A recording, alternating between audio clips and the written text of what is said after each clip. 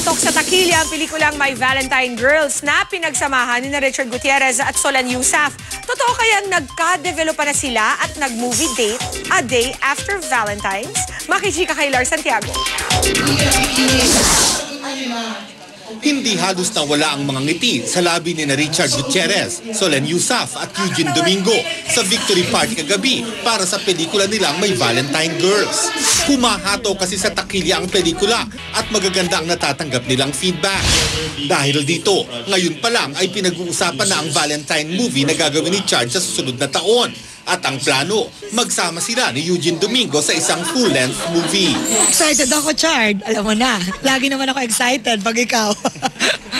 Yes, of course. Kung open lahat, ako, I'm game to do another series or another movie with Miss Uge.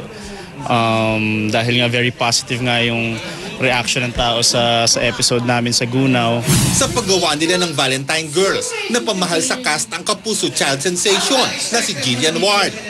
Dahil malapit na ang birthday ni Jillian, napagkasunduan ni Richard at Solen na regaluhan ito ng aso na matagal na palang wish ng child star. Kasi Jillian asked, Tita Solen, can I have a dog for my birthday? So I said, okay, anong klase? She said, toy poodle. Tapos she asked Richard the same.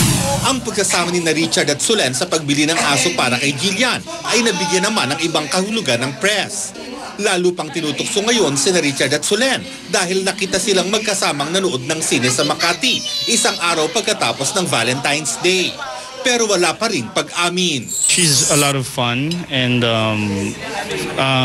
minsan kasi talagang tugma yung schedule namin dahil we've been working together nga. So pag may free time, kami lagi magkasama. They forget to mention the other 3 people that were with us. So Lars Santiago, updated sa Showbiz Happening.